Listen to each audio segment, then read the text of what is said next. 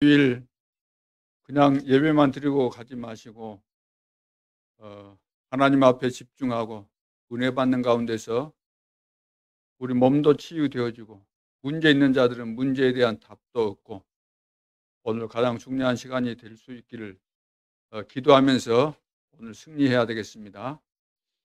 우리가 살아가면서 사실 중요한 부분이 흐름이잖아요. 하나님은 이 세상 만물을 창조만 하시고 그만 가만 놔두신 것이 아니고 다 돌아가도록 이렇게 지금도 운행하고 계십니다. 그러니까 이 지구도 공전자전을 하고 다 돌아가고 있잖아요. 바다도 가만히 있는 것처럼 보이지만 그 속에 다 흐름이 있습니다. 흐르지 않으면 다 썩어버리기 때문에. 우리가 마시는 공기도 지금 마찬가지죠. 공기도 다 흐름이 있고 우리 몸도 보세요. 리듬이라는 것이 있을 뿐만 아니라 그래서 어떤 때는 뭐 피곤하고 뭐 또 컨디션 좋을 때도 있고 그러잖아요. 그리고 대부분 또 요즘 병들이 뭡니까? 피가 잘 안 돌아서 오는 그런 병들. 이거 흐름인데 흐름이 막히면은 그렇게 된다는 거죠. 우리가 찬송 부르고 뭐 요즘 그 음악 많이 하는데 이 음악이라는 것도 그 높낮이가 있고 그래야만 이것이 아름다운 것이지. 전부 다 도도도도도 하면 그것은 음악일 수 없잖아요. 그래서 경제도 흐름이 있다는 겁니다. 모든 것이. 세계 복음화도 흐름이 있는 것이고. 다른 말로 한다면 시간표가 다 있는 거죠. 어떤 사람들은 그 돈을 잘 벌어요. 불신자라도. 왜 돈을 잘 벌까요? 경제 흐름을 읽고 있기 때문에 무엇을 하면 되겠구나 그 답이 나오기 때문에 미리 그것을 보기 때문에 하나님의 자녀들은 더 잘 볼 수 있는데도 불구하고 못 보기 때문에 어, 다른 사람 다 그 성공한 다음에 그때서야 막 성공하는 거 그것 보고 나도 저거 하면 되겠구나 그런 식으로 사업을 하거나 살아가기 때문에 실패하는 거죠.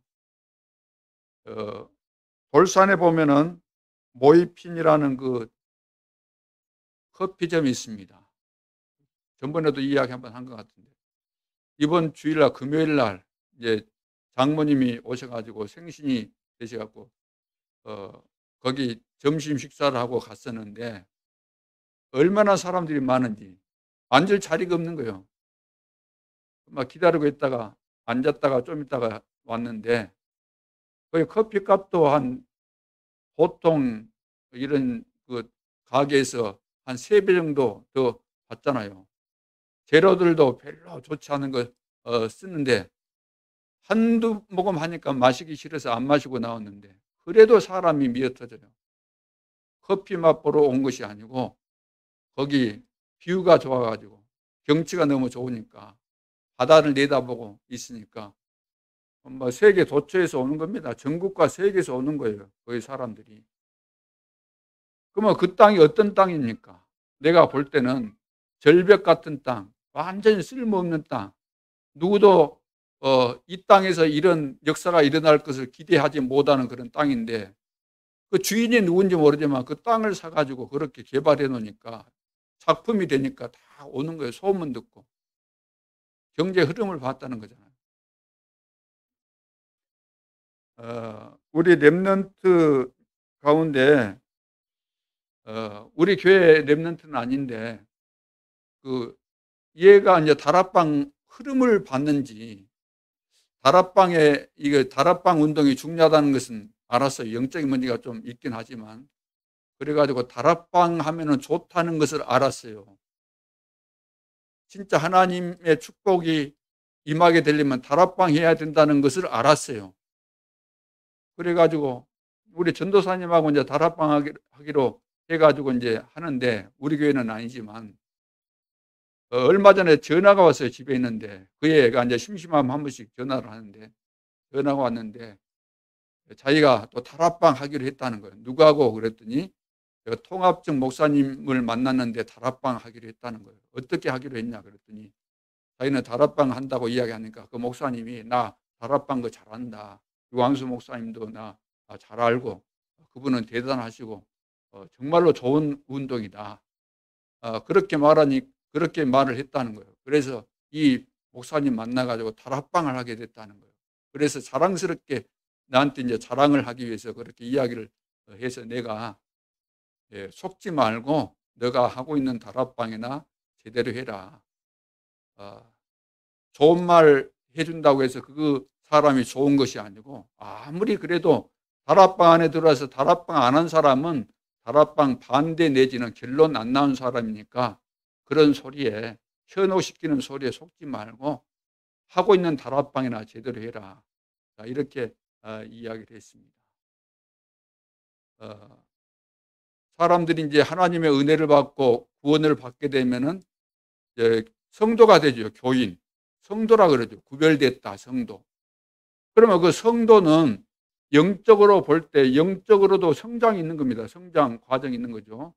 영적으로 이제 예수를 믿었으면은 나이가 80, 90이라도 100세라도 영적으로는 어린아이. 우리 초등학생이라도 예수 믿은 지가 어느 정도 되고 복음을 들으면 잘 깨달아주고 정리가 됐으면 어른이에요. 영적으로. 중직자라 할지라도 복음 듣고 안 깨달아지면 새신자 수준밖에 안 되는 거예요. 육신적으로는 사람 보는 앞에서는 중직자가 되었을는지 몰라도 그 영적인 상태가 중요한 이 수준이 안 되면은 사실은 하나님께서 보실 때는 새신자나 마찬가지예요. 그러면 새신자는 어떻게 해야 될까요? 아무리 어른이라도 내가 새신자면은 교회 안에서 이렇게 중직자나 아니면 전도자들이 양육을 시켜주면은 양육을 받아야 돼요. 양육을 받는 것이 가장 중요한 겁니다. 우리 주변에는 요즘은 유튜브 시대가 돼가지고 막 이것저것 보면 굉장히 그럴듯한 폼 잡고 나온 사람들 많이 있고 또 말이 좋은 사람 많이 있어요. 사기꾼의 특징이 뭐죠? 말 잘하는 거예요. 논리정연하게. 그러니까 사기를 치는 겁니다. 그래서 많은 사람들이 갈급해서 이제 교회도 나오고 예수를 믿게 되는데 제대로 인생에 답이 안 나오고 누가 제대로 안 가르쳐 주다 보면은 갈급한 상태가 계속해서 속에 있기 때문에 여기도 끼웃거리고 저기도 끼웃거리고 이것도 보고 저것도 보다 보면은 헷갈리고 걸려들게 돼 있어요. 애들의 특징이 뭐죠? 애기 낳아서 다 키워보셨죠? 어른들은. 애들은 보면은 어릴 때 이제 아마 손에 잡히는 것마다 입으로 가져가는 시기가 있잖아요. 어릴 때. 그러면 뭐 잡히는 대로만 뭐든지 입으로 가져가요. 뭐든지 막 먹으려고 하고. 뭐든지 먹으려고 한다고 해서 거기다 뭐 설탕물 주고 뭐 꿀물 주고 그러면 되겠습니까? 애인데. 엄마 젖을 먹어야죠. 그렇죠. 이것저것 좋다는 거 막 보약도 줘버리고, 우황청심만 좋다니까 막 먹여버리고, 그러면 애 죽는 겁니다. 엄마 젖을 먹어야 돼요. 그러니까 엄마가, 애 상태, 그 수준이 있잖아요. 거기에 맞춰서 여기에 딱딱 줘야 된다. 그래야만 올바르게 신앙이 자라가게 되는 거죠. 그래서 바울이 디모데에게도 이야기했습니다. 너가 네게서 배운 것을 알며 너는 어릴 때부터 성경을 배웠다. 너가 누구에게서 배웠냐? 그거 중요하다는 이야기죠. 아무리 우리가 훌륭해도 처음 내가 만난 사람이 이단을 만났다 그러면 이단이 되는 겁니다. 왜? 그 만남에 이것이 그래서 만남이라는 것이 축복도 되지만 저주가 된다는 거예요. 그래서 축복된 만남이 우리 인생에 있어야 되는 겁니다. 그래서 저 같은 경우도 하나님의 은혜로 구원을 받았는데 내가 시골에서 이제 하나님을 만났는데 시골에 그때 교역 목회자가 누구였냐면은 전도사를 마치고 이제 목사 되기 전에 그 강도사라고 있어요. 요즘 말하면은 뭐 준목 이런 거나 마찬가지인데 그분이 그래도 정상적인 그 올바른 그 신학 공부를 보수적인 교단에서 올바른 신학을 하셔가지고 성경에 기초해서 메시지를 하시고 그렇게 하셨어요. 그래 지금 와서 보니까 다 이거 하나님의 축복이었어요. 내가 이상한 사람 만났으면 나도 이상한 사람 됐겠죠. 그런데 알고 보니까 그래도 올바른 신학을 공부하게 해 주셨고 또 좋은 사람들을 만나게 하셔가지고 여기까지 오게 됐는데 그러니까 우리가 누구를 만나서 어떤 가르침을 받고 교육을 받느냐에 따라서 내 인생이 달라지게 되는 거죠. 그래서 모든 새신자뿐만 아니라 우리 성도들은 올바른 내용들을 여러분들이 배우고 그리스도의 비밀이 깨달아지고 답이 딱 나오고 성경 보는 눈이 열리고 그런 상태가 되어졌을 때 이것저것 아무거나 봐도 분별이 되는 겁니다. 그리 않고 내 기준이 안 생겼는데 여러분들이 좋은 것 같이 보인다고 이것저것 다 들어보세요. 짬뽕이 될 뿐만 아니라 혼란에 빠지고 영적인 문제 있는 사람은 거기에 걸려들게 돼 있고 그래서 실패하는 겁니다. 그래서 영적 문제 있는 사람의 특징이 뭐냐면 갈급하니까 그냥 다 뭐 여기저기 쏟아진다 보니까 유튜브 안에서 여기저기 쏟아진다 보니까 정리가 안 되고 혼란만 오는 겁니다. 결국은 자기한테 마이너스가 되는 거죠. 그래서 성도 여러분들도 여러 가지 메시지 들을 수 있겠지만 강단 메시지 처음부터 제대로 들으시고 그렇게 정리해 가시면은 그 뒤에는 어떤 상황에서도 여러분들이 승리하게 되어 있습니다. 오늘 반드시 그 부르짖음을 드리리라. 자, 이런 말씀인데 서론에서 7대 언약 흐름이 있습니다. 7대 언약 흐름. 성경에 보면은 하나님께서 어떻게 역사하셨는가, 역사하신 전체를 보면서 이 속에 숨겨져 있는 7대 흐름을 정리한 거죠.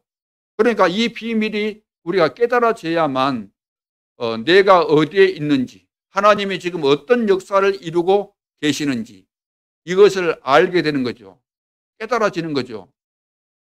그래서 이 사실을 눈에는 보이지 않지만 믿게 되어지면은 그때부터 내 삶 속에 어려움이 있고 힘든 일이 있어도 누려지게 되는 거죠. 왜? 하나님께서 이런 상황 속에서도 더 큰 응답을 준비하셨다, 이루신다, 이것을 알기 때문에 우리는 누림이 되는 겁니다. 영적인 힘이 생기게 되고. 그러면 7가지인데 이 7가지를 3가지 큰 주제를 가지고 살펴본다면 시작을 어떻게 해야 되는가? 시작은 눈에 보이지 않지만 우리가 믿는 하나님은 어떤 하나님입니까? 뭐 유일하신 하나님, 그 말도 맞아요. 그런데 그 유일하신 그 한 하나님인데 삼위가 계시는 하나님, 삼위가 있는 하나님. 다시 말해서 하나님은 한 분이신데 삼위로 계시는 하나님이세요. 우리는 한 분 하나님을 믿는데 그 한 분 하나님이 성부, 성자, 성령이라는 세 위를 가지고 역사하시는 분이십니다. 그렇기 때문에 이것을 성삼위 하나님, 성부와 성자와 성령으로 역사하시는 한 분이신 그 하나님. 그러니까 이 세상에서는 이것을 논리적으로 가르쳐 줄 수도 없고 비유를 들어서 설명해 줄 수가 없어요. 비유를 들어서 이야기하는 분들도 없잖아 있지만 그것은 정확하지 않기 때문에 차라리 이 내용을 그대로 우리가 받아들이는 것, 믿을 때 깨달아지는 부분이지 설명해서 이것은 깨달아지는 부분이 아니죠. 그래서 이 성삼위 하나님, 눈에 보이지 않지만 이분이 지금 보좌에 계시잖아요. 보좌를 움직이시지 않습니까? 이분이 하늘 보좌를 움직이십니까? 그 보좌를 움직이는 그 보좌의 배경 속에 천사들도 하나님이 창조하셨고 천사들을 부리고 있잖아요. 천사들의 역할을 주었고 천사들에게 할 일을 다 주었기 때문에 천사들이 하는 일이 뭡니까? 하나님의 일을 하는데 그 가운데는 하나님의 자녀들을 돌보고 보호하는 이런 일을 맡기셨거든요. 하나님의 일을 이루시는. 자, 그래서 이런 비밀을 우리가 반드시 깨달아야 되고 이 속에서 하나님은 10가지 비밀, 여러분들 말씀 들으셨죠? 다 설명드릴 수가 없기 때문에 10가지 비밀. 이 축복 속에 있는 하나님의 자녀인 나는 하나님께서 처음부터 끝까지 창세전에 나를 계획하셨고 지구 종말까지 더 나아가서 영원한 세계까지 나를 인도해 가신다는 거죠. 그것이 뭡니까? 아무리 내가 외롭게 혼자 있다 할지라도 어디에서도 하나님이 나와 함께 하신다. 자, 그런 내용으로부터 10가지 그런 내용들을 말씀을 다 드렸죠. 우리는 현실만 보지 말고 영적인 사실을 봐야 된다. 어떤 것은 문제가 왔는데 그 반대쪽에 하나님의 큰 계획과 응답이 있다. 역발상 그렇게 이야기하죠. 그리고 하나님은 모든 자들을 다 살리기를 원하신다.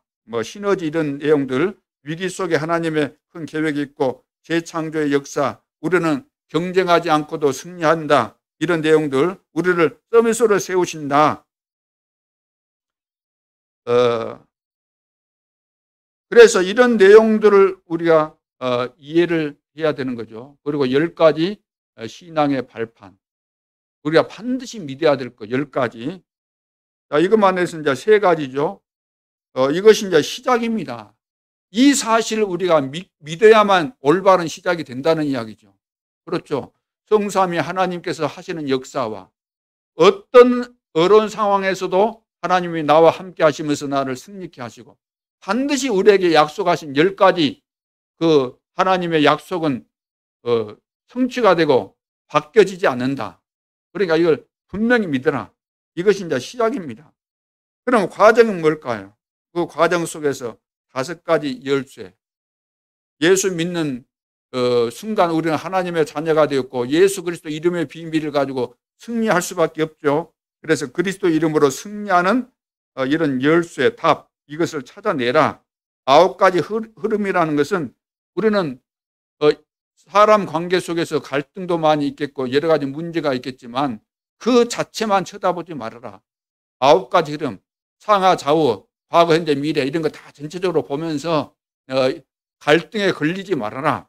자, 그런 내용이죠. 그러면서 하나님께서 미리 다 준비하신 62가지 전도자의 삶의 축복 이런 것들을 잘 깨닫고 과정 속에서 우리 인생에 살아가는 과정 속에서 어떤 일을 만나도 걸려들지 말고 속지 말고 이 흐름 속에 있으라는 거죠. 그러면서 우리의 목표는 바로 예배를 통해서 하나님이 계속해서 은혜를 주시기 때문에 그래서 교회가 중요하고 교회에서 예배에 승리하게 되면은 우리는 승리할 수밖에 없다는 7대 언약의 흐름 이것을 잘 깨닫고 믿음을 가지고 누리라는 거죠. 자, 이렇게 되면은 우리가 어떤 일을 만나도 사람을 이해하게 되고 수용도 하게 되고 초월하게 되고 이렇게 되어지는 거죠. 교회 중심으로 날마다 우리가 응답을 받고 하나님은 교회 중심으로 우리를 축복하시고 세계 복음화의 역사를 이루어 가시기 때문에 자, 그래서 이 7대 언약 이 흐름 이거 잘 우리가 보면서 인도를 받아야 되겠습니다. 오늘 본론에 들어가서 이스라엘 백성들이 광야에 지금 와 있습니다. 출애굽에서 광야 생활을 하고 있는 가운데서 일어난 일들을 지금 말씀하고 있죠. 그렇다면 광야의 흐름이 지금 진행되고 있고 우리 인생도 보면 광야와 같은 세상을 지금 살아가고 있기 때문에 굉장히 이런 부분들은 절대적으로 우리 삶에 교훈을 주고 이런 내용들을 잘 이해해서 삶 속에 적용을 해야 되겠죠. 하나님은 이스라엘을 애굽에서 이끌어 내서 증거를 주시겠다고 약속을 하셨고 증거를 계속해서 주고 계십니다. 우리도 마찬가지죠. 우리를 구원하셨고 구원받은 우리에게 약속하셨습니다. 함께 할 것이고 앞으로 응답을 주겠고 다 하시겠다고 약속하신 대로 우리는 지금 가고 있는 겁니다. 그래서 구원받아서 하나님의 약속을 믿고 내가 기도해서 응답받는 사람이 있는가 하면 약속을 안 믿고 기도 안 하고 그러면 응답 못 받는 거죠. 다 끝냈다 그러면 끝난 줄 알아야 되는데 안 끝났다고 생각하니까 늘 염려 근심이 찾아오는 거죠. 그러나 교회만 나오지 늘 내 영적인 상태는 제자로 걸음 아니면 뒤로 퇴보하거나 옛날 체질로 또 돌아가 버리는 거죠. 왜 그런 현상이 일어날까요? 하나님의 말씀을 들을 때 정말로 하나님의 말씀으로 듣지 않고 안 믿으니까 듣고 흘러버리기 때문에 내 것이 안 되는 거죠. 하나님이 실제로 나와 함께 하시고 인도하심에도 불구하고 자, 그래서 증거를 주시고 하나님은 기도하면 응답을 주십니다. 요한계시록 8장 3절 5절에도 보면 말씀하고 있잖아요. 저와 여러분이 오늘도 기도할 때 우리는 기도하고 끝나버리잖아요. 왜? 또 기도할 때 그냥 관심도 안 갖는 이유가 뭐냐면 기도 제목 자체도 시원찮을 뿐만 아니라 기도하면 하나님이 응답하신다는 여기에 대한 확신도 없기 때문에 기도를 해도 형식적인 기도만 하고 거의 다 또 안 합니다. 기도 안 해요. 요한계시록 8장이 뭐라고 했습니까? 우리가 기도하는 것이 전부 다 금향로에 담겨가지고 하늘 보좌에 하나님 앞에 금제단에 지금 가져간다 그랬잖아요. 거기 다 들어진다 그랬잖아요. 하나님 앞에. 누구를 시켜서? 천사를 시켜서. 지금 이것을 하나님이 실제로 진행하고 있는데도 불구하고 이것을 안 믿는다는 거죠. 대부분. 자, 오늘 첫 번째, 하나님은 반드시 연약한 자의 기도를 들으십니다. 오늘 우리가 기도해야 되는 이유, 내가 성공하는 비밀, 하나님께서 가장 원하시는 거 기도입니다. 기도하면 반드시 하나님이 들으시죠. 연약한 자의 기도를 들으신다 그랬어요. 그렇다면 오늘 말씀 붙잡고 기도하면서 힘을 얻어야 되겠죠. 그래서 힘을 얻고 엿새 동안에 우리는 삶의 현장에서 하나님이 주신 힘을 가지고 사는 겁니다. 그냥 사는 것이 아니죠. 출애굽해가지고 광야에 나왔는데 이스라엘 백성들에게 보통 문제가 있는 것이 아니잖아요. 왜냐? 이스라엘 백성들이 430년 동안 애굽에서 살았습니다. 하나님 모르는 우상 숭배하는 그 나라에서 430년을 산 거예요. 그 가운데서 노예 생활도 했잖아요. 그러니까 그 체질이라는 것이 완전히 불신자와 다를 바 없는 그런 체질에다가 노예 생활을 했으니까 노예 근성에다가, 그러니까 출애굽하고 나서도 살아가는 삶의 모습을 볼 때 가관이 아니죠. 정말로 이상한 이런 범죄 행위, 이상한 짓들을 많이 하고 있는 겁니다. 그래서 오늘 본문에도 이 앞번 주일에도 말씀드렸지만 오늘은 이제 도덕적인 그런 측면에서 너무나도 윤리 도덕으로 빗나간 이런 생활을 하기 때문에 언약의 백성들이 있는데도 불구하고 이 세상에 취해가지고 세상 기준으로 살다 보니까 자기 자신도 모르게 이렇게 불신자와 다를 바 없이 세속화된 그런 모습입니다. 그래서 이스라엘 백성들을, 이 사람들을 위해서 법을 다 만들어준 거예요. 16절에 사람이 약혼하지 아니한 처녀를 꿰어 동침하였으면 납폐금을 주고 안으로 삼을 것이요. 그런 내용이고, 18절 너는 무당을 살려두지 말라. 무당은 귀신 들려가지고 사람을 현혹하고 망하게 하는 짓을 하는 거죠. 짐승과 행음하는 자는 반드시 죽일지니라. 봐보세요. 옛날인데도 불구하고, 지금은 이거 많이 하죠, 이런 거. 근데 옛날인데도 불구하고 이런 짓을 했던 거죠. 다 우상 숭배하면서 오는 것들입니다. 이런 것들이. 귀신에게 사로잡히는데 무슨 짓을 못해요. 자, 20절 여호와 외에 다른 신에게 제사를 드리는 자는 멸할지니라. 그러니까 참신은 하나님 한 분밖에 안 계세요. 다른 신은 다 잡신이에요. 잡신, 귀신이에요. 귀신은 섬기면 완전 망하는 거죠. 귀신은 우리 인간을 멸망시키려고, 이 사단 마귀는 우리를 멸망시키는 존재지요. 천사가 타락해가지고 교만해져가지고 피조물인데도 불구하고 하나님 편은 되려고 그러다가 이 땅에 쫓겨내려온 존재가 사탄 마귀입니다. 그 졸개들이 귀신이고. 자, 그래서 21절 너는 이방 나그네를 압제하지 말며, 이방 나그네를 압제하지 말며, 그들을 뭐라고 했어요? 학대하지 말라. 너희도 애굽 땅에서, 과거에 애굽 땅에서 뭐였어요? 나그네였어요. 나그네. 애굽 땅이 요셉 때문에 거기 더불어 산 거 아닙니까? 요셉을 위해서 살게 해준 거 아닙니까? 요셉이 정치를 하도 잘했던 총리로 있었기 때문에 나그네였다 그 말이에요. 그러면서 너는 22절에 과부나 고아를 해롭게 하지 말라. 내가 만일 그들을 해롭게 함으로 그들이 내게 부르짖으면, 고아나 과부 이 사람들이 내게 부르짖으면 그 사람들 부르짖는 거 기도에 하나님이 응답하시겠어요? 안 하시겠어요? 하나님, 우리 모두가 다 기도하면 하나님의 자녀들이 기도하면 응답하시지만 특별히 고아, 과부 이런 사람의 기도를 들으신다 이 말은 무슨 말일까요? 네?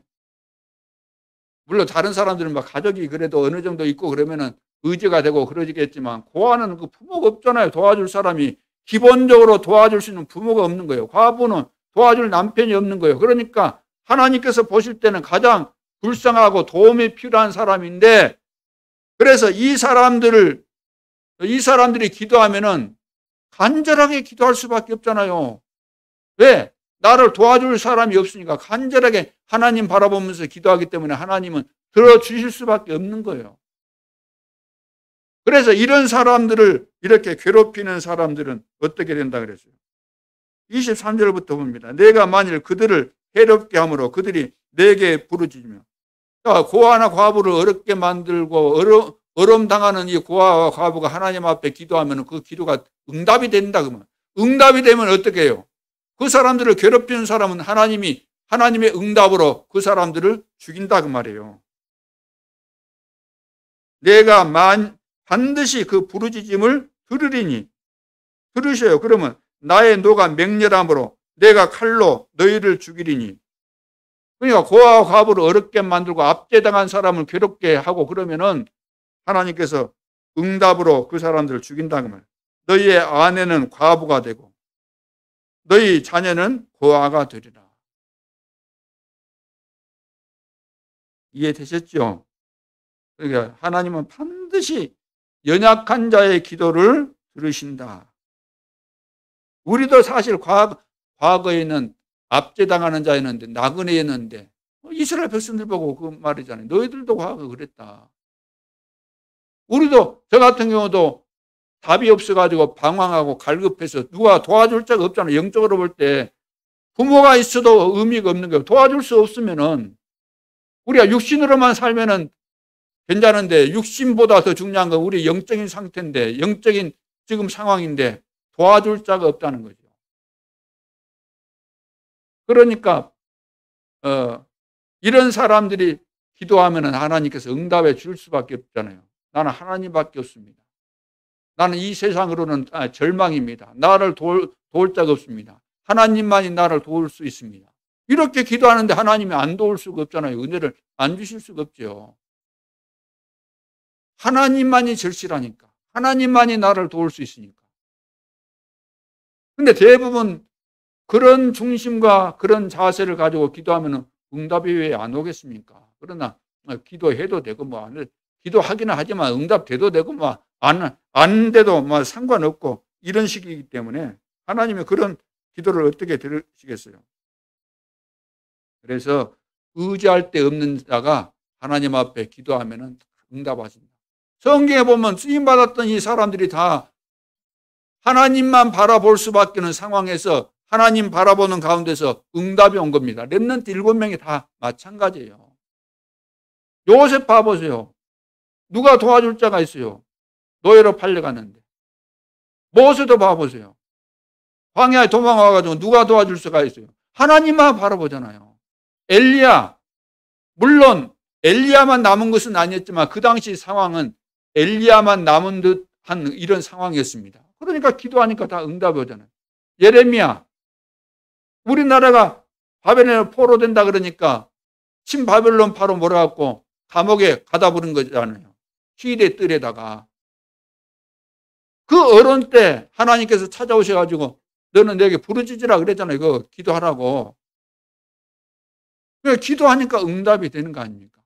오늘 우리의 문제는 뭡니까? 주님을 바라보면 될 텐데 너무나 바라볼 것 많이 있고 의지할 것 많이 있고 기댈 때 많이 있고 배경이 많이 있고 내 능력이 대단하고 하면 된다는 이런 잘못된 사상이 꽉 박혀 있기 때문에 하나님을 형식적으로 믿는다고 해요. 기도를 하더라도.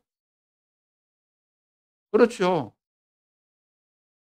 설령 내가 기도말이 어눌해도 기도 제목이 뚜렷하지 않는다 하더라도 뭔가 하나님 믿고 내가 하나님 앞에 간절하게 믿음을 가지고 나아가면 왜 하나님이 안 들으시겠어요? 기도 제목이 틀리면 다 고쳐서라도 하나님이 다 응답하시는데. 자, 그래서 우리는 반드시 하나님은 연약한 자의 기도를 들으신다. 우리는 다 하나님 앞에 연약한 자들 아닙니까? 그러죠. 세상적으로 볼 때도 우리는 어쩌면 없는 자고 또 압제받는 자고 나그네고 고아와 과부 같은 이런 상황이잖아요. 영적으로 볼 때. 하나님께서는 이런 환경을 만드시고 우리에게 은혜를 주시는 거죠. 기도하면 응답 주시겠다고 약속하시고 실제로 응답하시는 것입니다. 그러면 두 번째, 하나님의 사랑을 회복하라. 이 말이 뭘까요? 이 말은 압제하지 말라 이 말하고 같은 이야기입니다. 압제하지 말라 이 말은 연약한 자들을 무시하지 말라 이 말은 그 사람들을 사랑하라는 말이잖아요. 우리가 그 사람들에 대해서 이해를 못하고 사랑 못하니까 압제하고 무시하고 그런 거죠. 그러니까 형제를 지금 어려운 가운데 있는 형제를 사랑하라 그런 이야기죠. 자, 우리가 이렇게 되어져야만 하나님과 마음이 통하는 자가 되는 거죠. 하나님이 보실 때는 이 사람들이 지금 불쌍하고 도움이 필요하고 사랑이 필요한데 우리는 무시하고 있다 그러면은 압제당한 자를 더 어렵게 만든다. 그러면은 하나님과 나는 안 맞는 겁니다. 그렇지 않습니까? 그래서 이 사랑, 하나님의 사랑을 회복하라 이 말은 사랑한다는 말은 무슨 말이죠? 사랑한다. 상대방을 이해한다는 말입니다. 사랑하려면 이해부터 돼야 돼요. 상대방에 대해서. 이 사람이 말이 맞네 틀리네 그런 말 가지고 되는 것이 아니고 사람을 우리는 그것으로 평가하지 말고 잘한다 못한다 그것으로 보지 말고 이해를 해야 됩니다. 이해. 왜 이 사람이 이랬을까? 아, 그럴 수밖에 없는 이유가 있구나. 영적인 배경도 이해하고 이런 것을 생각하면서 이해를 해야 되죠. 그리고 좋은 것을 생각해야 됩니다. 아, 이 사람이 하나님의 은혜를 받아서 구원받았구나. 하나님의 은혜 안 받고 구원 못 받았으면 어떻게 될 뻔했는가. 이런 것들을 우리가 생각하게 되면은 이런 부분에 대해서 그 상대방에 대해서 깊이 이렇게 생각을 하게 되면은 우리는 이해가 되어집니다. 그리고 사랑도 하게 됩니다. 그래서 나 같은 사람을 만나겠구나. 나도 부족하지만 나도 하나님의 은혜를 받은 사람으로서 이 사람을 이해하고 그래도 도와주는 자가 돼야 되겠구나. 그러니까 사람을 사랑하려면 사실 내가 하나님의 사랑을 받아들이고 그릇이 커야 돼요. 그릇이 안 크면 수용을 못하고 이해를 못하니까 사랑할 수가 없죠. 그래서 이런 사람들을 돌아볼 수 있는 사랑을 우리가 회복해야 되겠다. 자, 우리도 전에는 애굽에서 나그네였다는 거. 우리도 과거에 정말로 버려진 자요, 쓸모없는 자요, 소망 없었던 자인데 하나님의 은혜로 구원받은 것입니다. 그렇다면 지금까지 내가 살아온 삶이 하나님의 축복받은 삶이고 이 사실을 늘 생각하면서 내 주변에 또 성도들 가운데 어려운 자들이 있으면 우리가 이해를 하고 도와주고 그렇게 되어져야 될 줄로 믿습니다. 자, 이런 기본적인 것이 안 돼 있는데 뭐 어버이날을 왜 만들었는지 모르겠어요. 사실은 날마다 어버이날이에요. 하나님 사랑하는 자는 부모 공경하게 돼 있잖아요. 하나님은 사랑 못하는데 어떻게 부모 공경이 나옵니까? 또 안 돼요. 하나님 사랑을 깨닫지도 못했는데 어떻게 우리 자녀들을 또 하나님이 기뻐하시는 대로 양육하고 교훈하고 그러겠습니까? 너가 나를 사랑하느냐? 내 어린 양을 먹이라 그랬잖아요. 하나님의 사랑도 모르는데 어떻게 어린 양을 먹입니까? 하나님의 어린 양을. 자, 세 번째는 기도 응답의 문이 열리죠. 그러면 기도 응답의 문이 열립니다. 요한일서 3장 21절로 24절에도 보면은 형제를 용서하고 사랑하면은 무엇이든지 하나님께 기도하면 응답 주신다. 그런 내용입니다. 그럼 내 계명을 지켜야 내 제자가 된다. 내 계명. 그럼 내 계명은 뭐냐? 하나님을 사랑하고 내 형제를 사랑하는 것이다. 10계명의 그 중심이 뭡니까? 대강령이 사랑이잖아요. 사랑. 사랑 안 하면은 우리가 주변에 있는 사람들을 무시하고 예를 들어서 그런 상태, 늘 또 원수 맺고 이러면은 기도 아무리 해도 응답 안 오는 겁니다. 하나님 축복 안 하셔요. 왜? 걸려있기 때문에. 하나님이 축복 축복을 주시는 그 통로가 다 막혀 있는 것이기 때문에 축복이 임할 수가 없는 거죠. 그래서 하나님은 연약한 자의 기도를 들으신다는 거, 우리는 사랑을 회복해야 됩니다. 혹시 여러분들이 용서 못하고 있는 남편 있어요? 용서 못하고 있는 아내 있습니까? 용서 못하고 있는 친구 있습니까? 용서가 돼야 됩니다. 어떻게? 하나님의 사랑을 깊이 생각하면서 생각해 보세요. 그 대상에 대해서 내가 원수 맺고 있는, 미워하고 있는, 늘 짜증나게 보여지는 이 사람을 생각해 보세요. 내가 그 사람과 관계가 지금 안 돼 있는데 하나님 앞에 기도하면 기도가 되겠습니까? 하나님은 지금 내가 우습게 보고 무시하는 그 사람에 대해서도 계획이 있고, 그 사람도 복음의 비밀을 깨닫고 구원받기를 원하고 세계 복음의 중요한 제자가 되기를 원하는데, 내가 도와줘야 될 텐데 인간적인 어떤 여러 가지 기분 나쁜 거 이런 것이 있어가지고 원수 맺고 있다, 짜증난다, 미워한다, 그러고 있으면 어떻게 되겠어요? 같이 도와주고 이해하고 그렇게 해야 되는 거죠. 부부간에도 이런 것들이 있으면 여러분들이 장벽이 딱 쳐져 있기 때문에 축복이 안 와요. 다 이해해야 돼요. 뭐 따질 거 말 거 뭐 있어요? 다 뻔한 거지. 우리가 결혼하기 전에는 몰랐잖아요. 한참 때라. 무조건 이성에 끌려가지고 했는데, 철들고 보면은 영적인 세계를 알게 되면은 가문의 배경 다 가지고 있기 때문에 그게 다 이해가 되어지고 그렇게 되어져야 되는 거죠. 자, 광야에 둔 이유가 뭘까요? 이스라엘 백성들을 출애굽시켜서 일주일이면 좋게 가나안 땅에 들어갈 수 있는데도 불구하고 왜 40년을 광야에 살게 하셨을까? 이유가 있습니다. 고통을 주신 이유가 있습니다. 그 이유가 뭐죠? 전무후무한 사람이라는 것을 깨달으라고. 전무후무한 응답을 주시기 위해서. 오늘 왜 나는 신앙생활을 이렇게 오래 했는데도 응답이 빨리 안 올까? 이유가 있어요. 큰 그릇이거나 전무후무한 사람이 맞고 전무후무한 응답을 하나님이 준비하고 있는 겁니다. 그래서 복음과 여정을 보라는 겁니다. 복음 안에 있으면, 언약의 흐름 속에 있으면 아무리 실패해도 하나님은 승리케 하신다. 풍랑 만나서 배가 파손돼도 언약의 여정 속에 있는 것이 맞다면 안 죽어요. 독사가 물려가지고 독이 퍼져가지고 죽어야 되는데 옆에서 지켜보는 사람들은 내가 물에서는 구출 받았는지 모르지만 이제 죽게 생겼구나 하고 죽기를 기다리고 있었어요. 기다린다기보다 죽게 돼 있기 때문에 그 상황을 보고 있는데 안 죽는 거예요. 왜? 언약의 여정 속에, 복음의 흐름 속에 있는 전도자이기 때문에.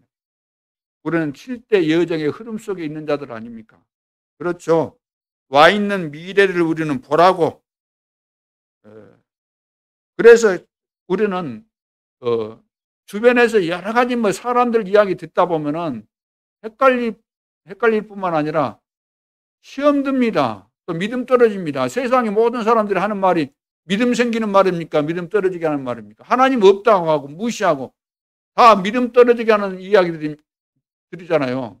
유튜브에도 봐도, 어디를 봐도, 영상을 봐도, 영화를 만들어도, 영화 잘 만들었다고 상 주는 그 영화를 봐도 전부 다 보면 하나님 무시하고 망령되 일컫고 그런 거 아닙니까?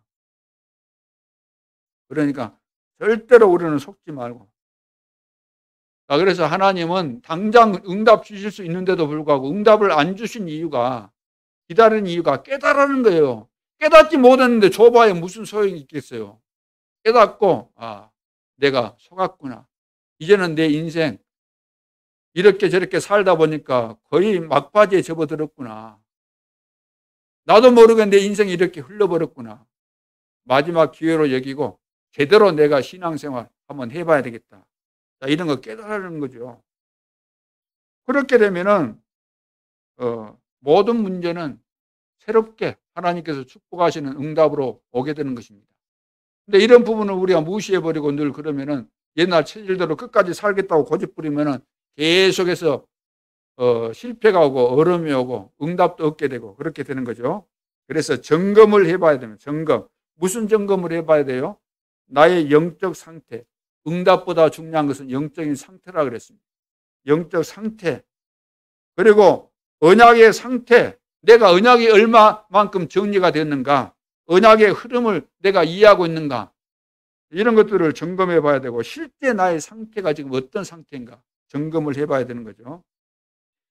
자, 그러면은 우리가 7대 언약의 흐름과 광야에서 이스라엘 백성들의 이제 광야 생활을 하면서 이 흐름 있죠. 이걸 우리가 살펴봤는데 은혜를 받고 구원을 받았음에도 불구하고 이스라엘 백성들이 광야에서 살아가면서 불신자들이 가지고 있었던 그 모든 그 죄악 가운데 여기서 못 빠져나온 이유가 뭐지요? 못 빠져나온 이유가 체질이 그리 되어버렸다는 거예요. 애굽에서 워낙 오랫동안 그 우상 문화 속에서 살았고 노예로 살았기 때문에 그 체질이 돼가지고 하나님의 은혜를 받았어도 말씀이 주어졌어도 그것이 새롭게 각인뿌리 체질돼야 되는데 빨리 안 되다 보니까 여러 가지 문제들이 발생할 수밖에 없었습니다. 그럼에도 불구하고 하나님은 끝까지 언약을 주셨고 언약 안에서 승리하도록 하시는 거죠. 그래서 그 방법이 40년 동안 고통을 주고 고난을 주고 그렇게 한 겁니다. 하나님께서 우리를 부르셨을 때 오랜 시간이 걸렸는지 모르지만 하나님은 끝까지 포기 안 합니다. 우리가 포기해서 문제죠. 자, 그러면 결론으로 언약의 흐름, 다시 말해서 시간표를 본다면은 시간표가 있지 않습니까? 예를 들어서 지구도 종말이 있고 시대도 종말이 있고 우리 인생도 종말이 있잖아요. 태어날 때가 있으면 죽을 때가 있는 것처럼 시간표가 있는 거죠. 그럼 이 언약의 흐름이 지금 지구 종말을 기점으로 했을 때 어느 정도까지 왔을까? 지금 말세 지말이라고 하기 때문에 마지막 때에 왔거든요. 그리고 이 흐름 속에 내 인생도 내 인생의 종말이 와요. 그렇죠. 그러면 내가 어느 지점까지 왔는가? 앞으로 10년을 더 살 수 있는가? 20년을 더 살 수 있는가? 물론 오늘 밤에도 하나님은 불러가시겠지만 우리가 객관적으로 70, 80이라 그랬잖아요. 인생 연수가 70, 80이라고 했으니까 그 기준에 맞춰서 보면은 내가 앞으로 어느 정도 살 것인가. 물론 요즘은 여러 가지 혜택이 많아서 그런지 100세까지 사시는 분도 있어요. 그 가운데 뭐 건강한 사람도 없잖아, 있거든요. 그런 것도 물론 다 감안해서 생각해 보더라도 우리가 앞으로 어느 정도 살 것인가 이걸 계산하면서 때를 놓치지 않도록 해야 되는 거죠. 그래 첫째가 시간표 잘 보라는 거예요. 시간표를 잘 봐라. 무슨 시간표죠? 영혼의 시간표입니다. 영혼의 시간표. 5천 종족 속에 지금 제자들이 있겠어요, 없겠어요? 하나님이 5천 종족 속에 제자를 숨겨 놓으셨기 때문에 우리는 5천 종족을 향해서 가는 거죠. 가는데 그 숨겨진 제자를 만나려면 누가 가야 돼요? 가짜 제자가 가야 돼? 진짜 제자가 가야 돼요? 진짜 제자가 가야만 만날 수 있게 되는 것입니다. 그래서 하나님의 시간표 있는데 자꾸 우리는 우리 시간표를 가지고 하려고 하니까 맞겠어요, 안 맞겠어요? 안 맞죠. 우리 시간표는 안 맞는 겁니다. 그래서 하나님의 시간표를 봐야 되는 거죠. 그래서 사람들 하는 것만 이렇게 쳐다보니까 우리가 무너지게 되는 거죠. 그래서 믿음이 안 생기게 되는 겁니다. 사람들 하는 것만 보면은 늘 우리는 낙심하게 되고 실망하게 되죠. 영혼의 시간표가 있다는 거 꼭 기억하셔야 되고, 두 번째는 평생의 시간표입니다. 평생의 시간표. 내가 내 인생의 평생의 시간표를 다 알고 간다고 한다면은 어떤 일 만나도 여유가 있습니다. 그렇죠. 이것은 지나갈 일이야. 이것을 통해서 하나님의 큰 응답이 올 거야. 이런 것을 알고 있다고 한다면은 우리는 당황되지도 않죠. 자, 그래서 하나님의 이유가 있습니다. 하나님의 이유. 나를 부르신 이유가 있잖아요. 나를 구원하시고 나를 전도자로 세우신 이유가 있기 때문에 이것을 아는 것이 바로 평생의 시간표를 안다는 겁니다. 여러분 어떻습니까? 평생의 시간표 보여집니까? 보았습니까? 이걸 봐야만 여유가 생기고 늘 쫓기지 않고 그렇게 되는 거죠. 세 번째는 오늘의 시간표입니다. 오늘의 시간표. 오늘의 시간표란 말은 오늘 하루를 하나님께서 우리에게 주셨는데 최고로 만들라는 거예요. 최고로 만들어라. 작아도 괜찮으니까 최고로 만들어라. 요셉 같은 경우도 노예로 갔지만 성공했잖아요. 다른 걸 잘해서가 아니고 처음에 노예로 갔는데 노예를 제일 잘한 거예요. 최고로. 그러니까 인정받는 거죠. 휘브라는 이 사람도 강철 회사에 이제 들어갔는데 처음부터 점원으로 들어간 거 아닙니까?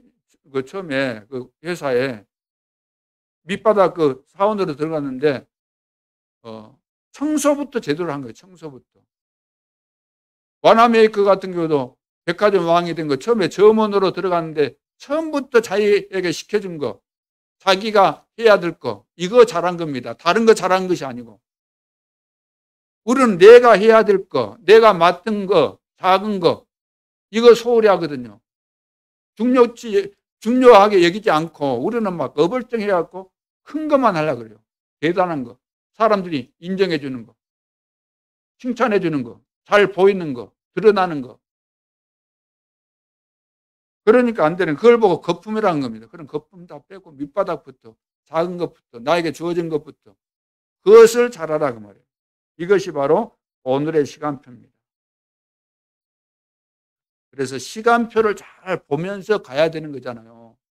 시간표가 안 맞으면 아무리 우리가 열심히 달리고 뛰고 해도 안 되는 겁니다.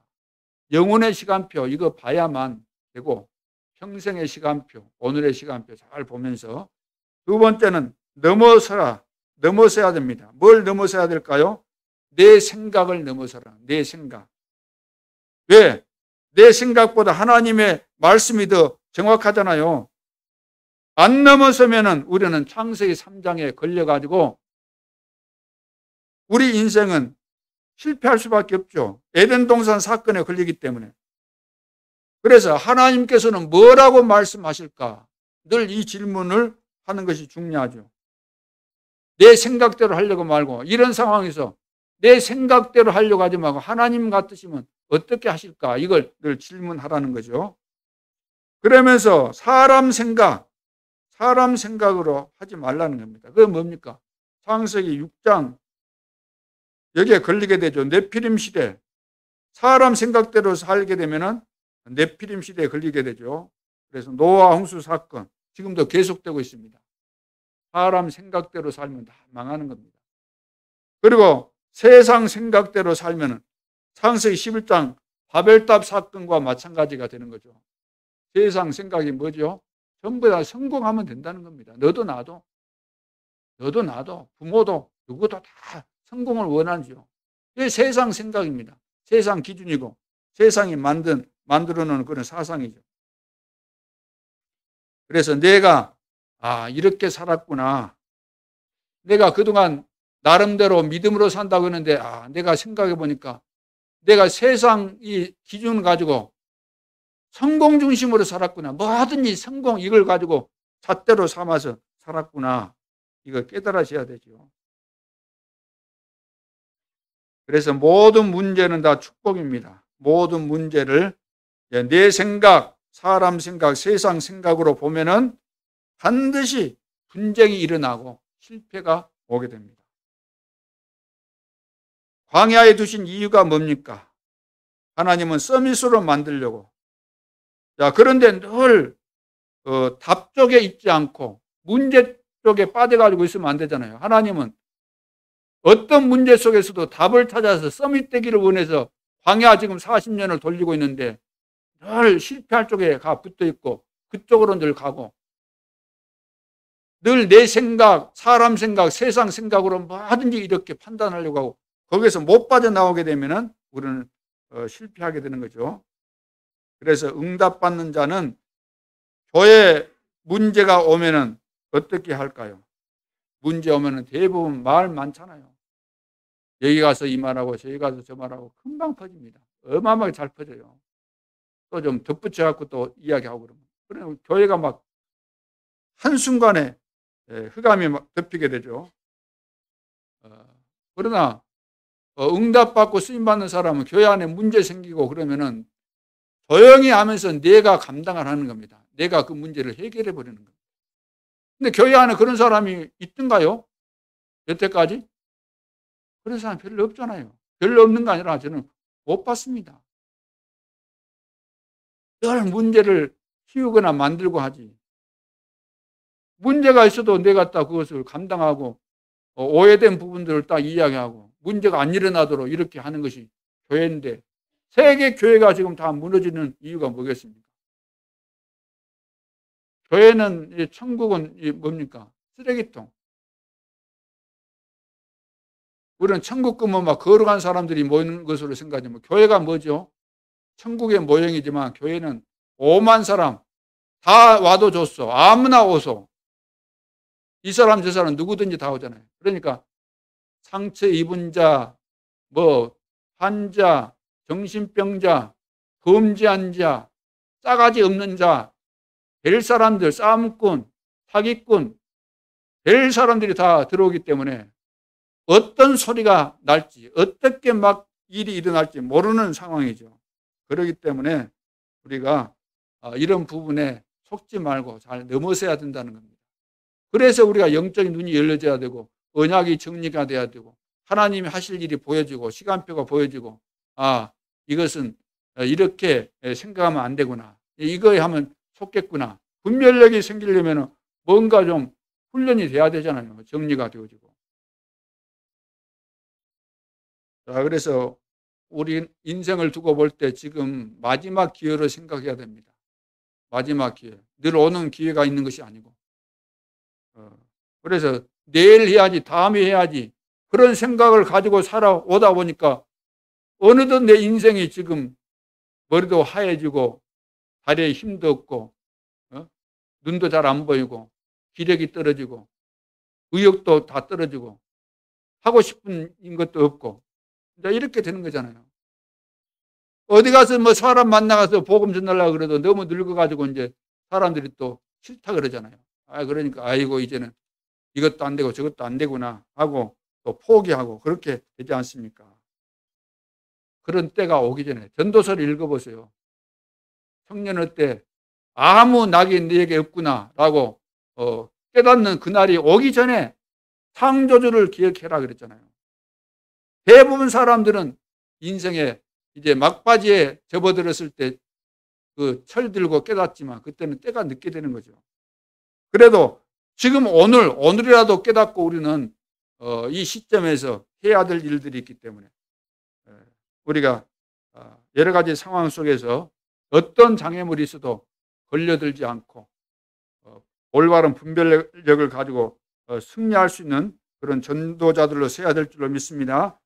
그래서 마지막 이제 세 번째가 누릴 것이면 누릴 것, 넘어설 것은 넘어서고 하나님의 이제 여러 가지 중요한 시간표를 잘 보면서 넘어설 것 넘어서고 누릴 것이 뭐죠? 위기 시대를 막는 하나님이 원하시는 전도가 있습니다. 이 시대에 하나님이 원하시는 전도가 있어요. 그래서 뭐 우리는 전도 하러 다니는 것으로 늘 생각하는데 내 인생 자체가 캠프 인생이 돼야 돼요. 늘 복음을 누리고 사람 만나면 복음으로 답을 주고 그래서 복음적 전도 이것은 뭐죠? 예수님께서 오셔가지고 다 가르쳐 주셨어요. 보여주시고 복음적 전도 그리고 성경적 전도 우리는 이거 하는 겁니다. 복음적 전도 성경적 전도 이 전도하는 거죠. 이것을 바르게 이해하게 되면 전도가 부담되는 거 아니라 누려지게 되는 겁니다. 부활하신 주님이 제자들 감난산에 불러가지고 앞으로 이런 일이 일어날 것이다.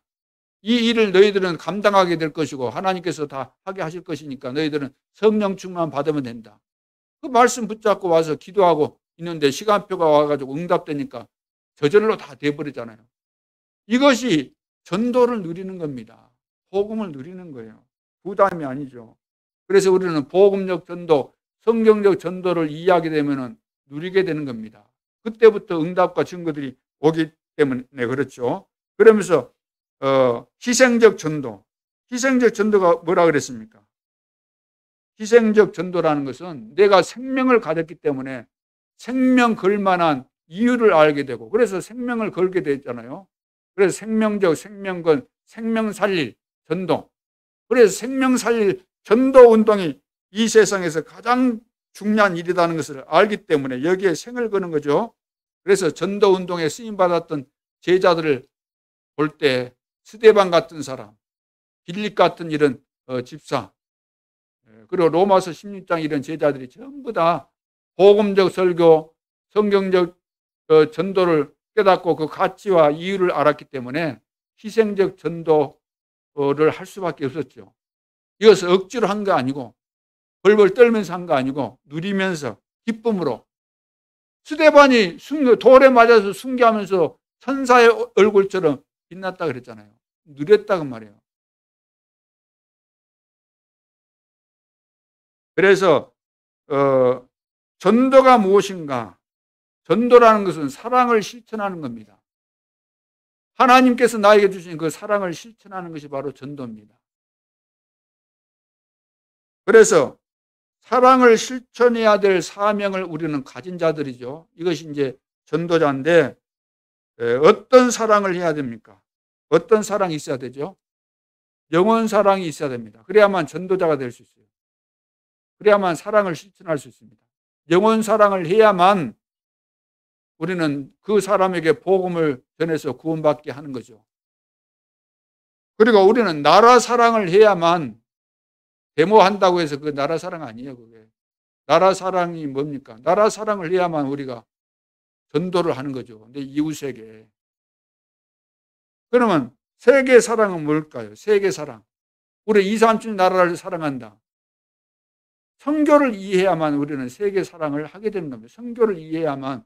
가서 복음이 없어서 다 망하는 것이지 정치가 없어서 망하는 겁니까? 정치인이 없어서 망합니까? 아닙니다. 정치인들이 너무 많아서 망하는 거예요. 잘못된 정치인들이 많아서.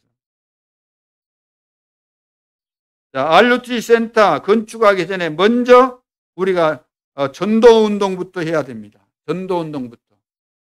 그래서 가이오 팀부터 우리가 만들어야 되죠. 메시지 나왔잖아요. 그럼 가이오 팀 만드는 겁니다. 메시지 나오면은.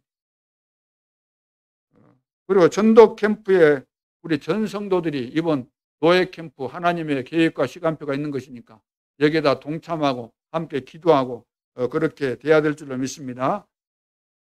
그리고 다음 주 이번 주 지나서 화수목 뭐가 있죠? 또 화수목? 네? 화수목 뭐가 있어요?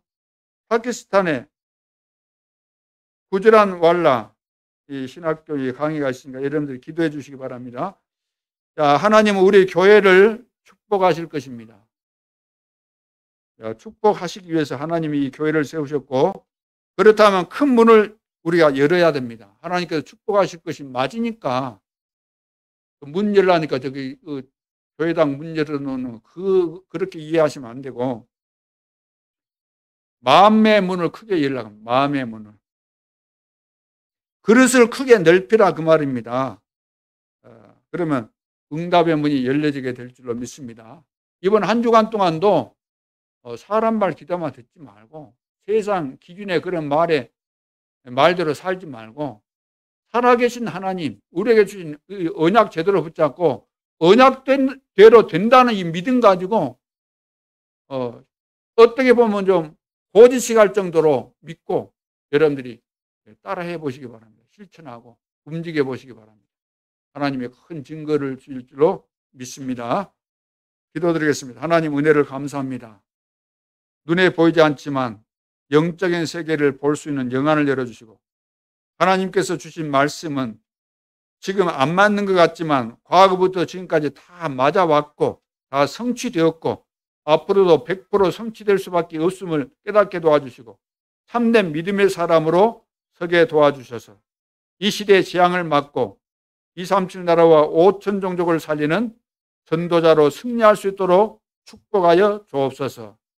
지금도 살아계신 주 예수 그리스도 이름으로 기도하옵나이다. 아멘.